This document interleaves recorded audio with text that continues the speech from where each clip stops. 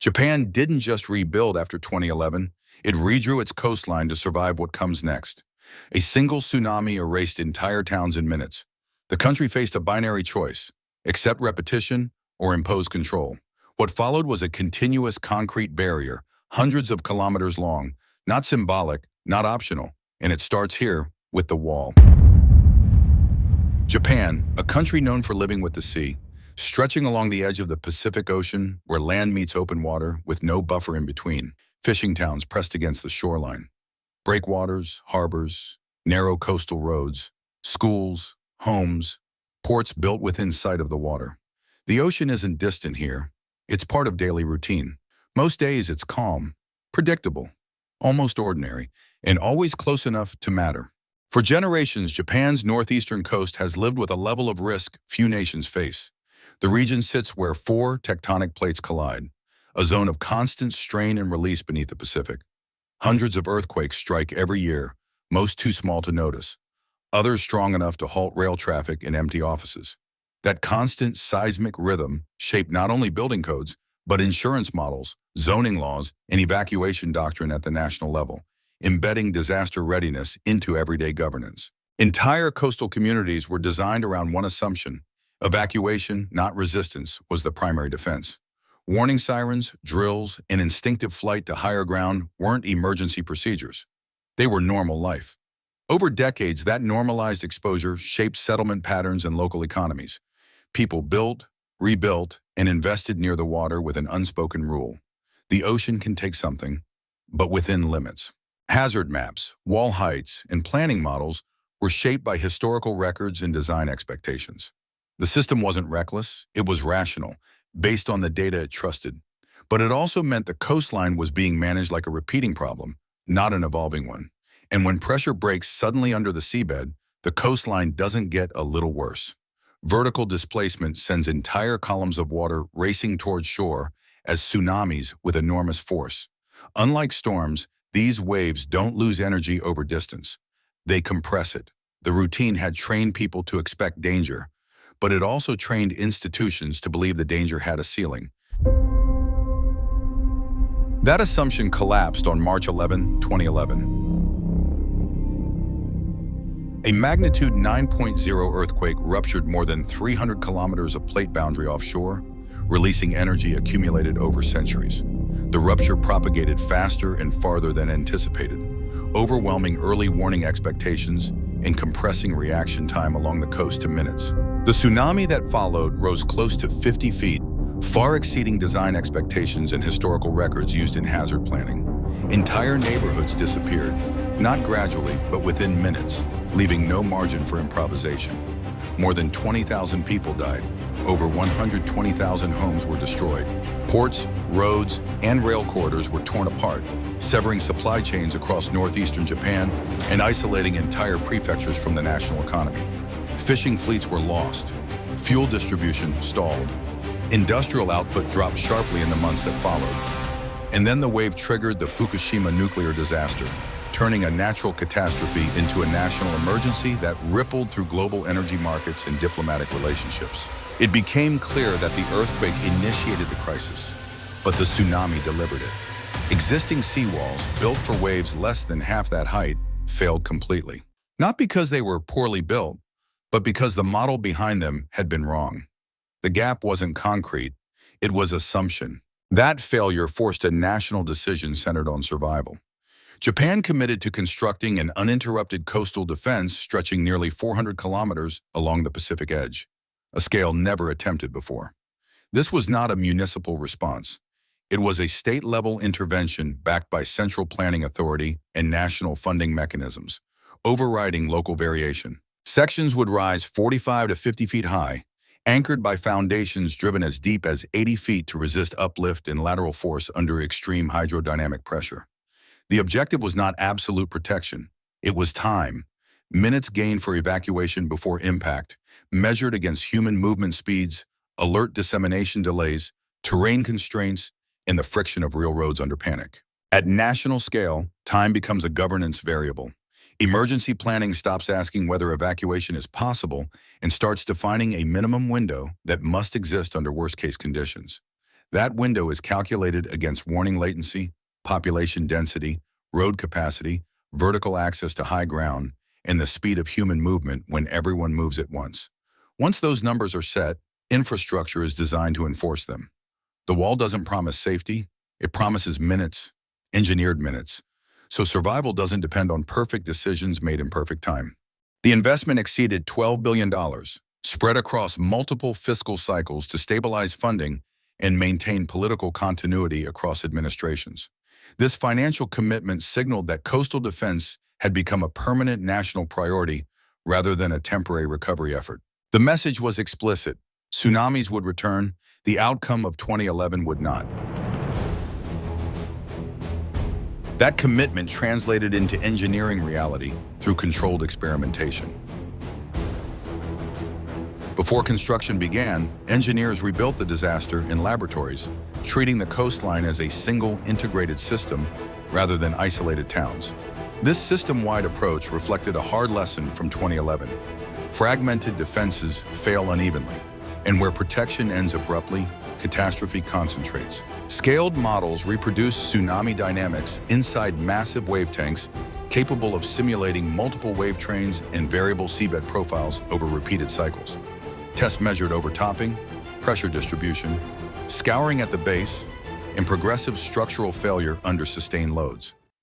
Engineers watched how reflected waves interacted with incoming ones and how turbulence amplified stress at joints and corners, weak points invisible in static calculations. These tests didn't exist to chase perfection. They existed to define minimum performance under the kind of event that had already happened.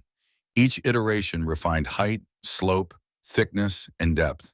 The final design specified walls 14 to 15 meters tall, foundations embedded 20 to 25 meters deep, wide trapezoidal bases, and reinforced steel cores calculated to endure worst-case scenarios derived directly from 2011 data. In other words, Japan wasn't just rebuilding infrastructure.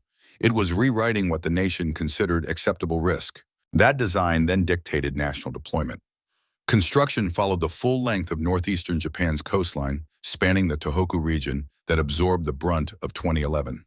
The barrier passed through Aomori, Iwate, Miyagi, and Fukushima, forming the longest continuous coastal defense system in Japanese history. Unlike earlier seawalls built piecemeal by municipalities, this was centrally coordinated to maintain continuity and uniform performance across prefectural borders. Continuity was the point.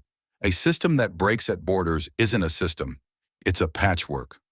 Locking the route required clearing damaged housing, obsolete infrastructure, power lines and pipelines, often through densely inhabited zones.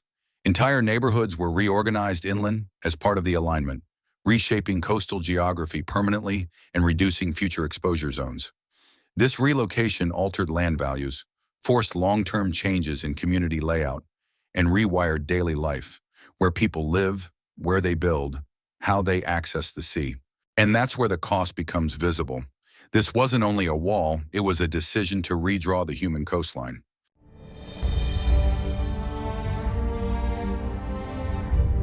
That expansion exposed the weakest variable, the ground itself.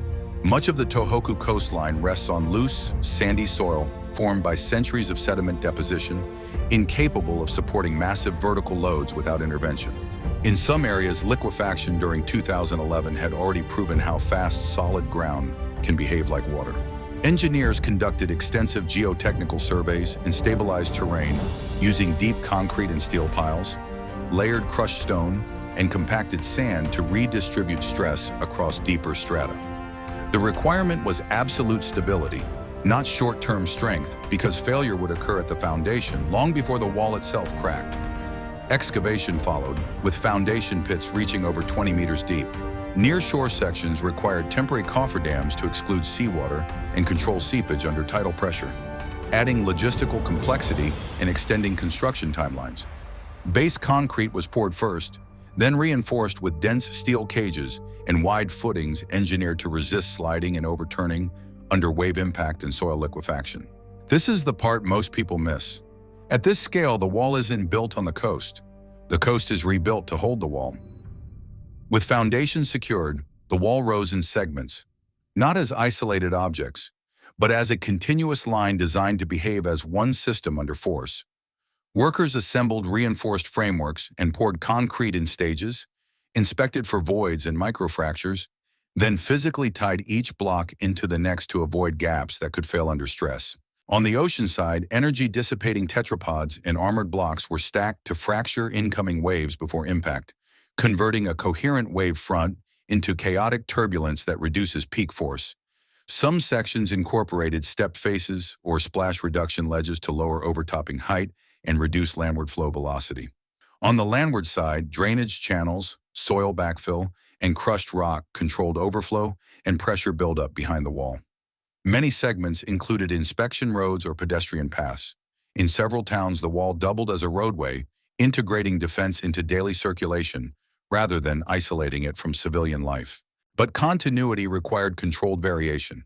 Over nearly 400 kilometers, terrain, bathymetry, and soil conditions change constantly. Sharp headlands, river mouths, and urban harbors all impose different constraints, requiring localized recalculation of loads. Dimensions shift, but the logic stays fixed. Reinforced mass, armored faces, sealed joints, controlled access. Ports introduced another constraint: movement. In cities like Iwaki, seawalls had to close without stopping maritime traffic permanently or destroying fishing economies that operate daily and depend on open access. Engineers implemented two gate systems. One used top-down steel panels suspended between concrete towers, dropped by hydraulics when warnings are issued, sealing harbors within minutes. The other employed bottom-up gates resting on the seafloor, rising vertically during emergencies while remaining invisible during normal operations. These systems were integrated with national warning networks to minimize human decision delay. Both required corrosion-resistant steel, sealed hinges, redundant power supplies, and precision hydraulics capable of operating under sand, salt, and constant pressure, even after prolonged inactivity. This is where the wall stops being coastal defense and becomes operational governance, a piece of infrastructure designed not only to stand, but to respond on command. Completion transformed scale into permanence. The finished system became Japan's largest coastal defense ever built, visible from satellites and continuous along vast stretches of shoreline. Its presence fundamentally altered how the nation models coastal risk, shifting planning assumptions from evacuation-only to layered defense. More than 30,000 engineers, construction workers, and geotechnical specialists participated. Heavy machinery operated continuously for 5 to 7 years, often simultaneously at dozens of sites. Hundreds of segments were built in parallel, each adapted to local ground conditions while maintaining system integrity. Simulations indicate the wall can reduce tsunami force by 30 to 50% and provide critical extra minutes for evacuation, enough to preserve tens of thousands of lives during a Level 1 event. Those simulations are now embedded into national emergency drills and response planning, shaping how agencies train, how communities practice, and how warnings are interpreted. In other words, the wall didn't just change the coast, it changed the behavior of the state. That outcome reshaped national resilience. Coastal roads, ports, and residential zones once erased are now structurally shielded, allowing economic activity to return under new constraints and longer planning horizons. Insurance premiums, evacuation zoning, and redevelopment policy shifted around the presence of the wall, embedding it into economic calculations at state and municipal levels. Once embedded like that, reversal becomes structurally difficult. Removing the wall wouldn't restore the coast. It would invalidate zoning maps, insurance frameworks, evacuation models, and redevelopment permits built around its existence. The coastline stops being managed as a place and starts being managed as a system. But the wall also altered coastal visibility, access to the sea, and local landscapes. The shoreline became something you live behind. In many areas, the sea becomes less present, physically blocked, psychologically distant. This generated debate about cost, aesthetics, and community separation. Those trade-offs were not accidents. They were the price of turning evacuation time into infrastructure. The wall cannot stop every tsunami. It was never designed to. Stretching across nearly 400 kilometers, it functions as Japan's final defensive layer. Not a guarantee of safety, but a commitment to preparation over hope. The structure stands because the alternative is to accept repetition, and once a country chooses not to repeat disaster, it also accepts something else. That the coastline, the policies, and the risks are now permanently shaped by that decision. The wall is in place, the system depends on it. Whether it is enough will be answered only by the next wave.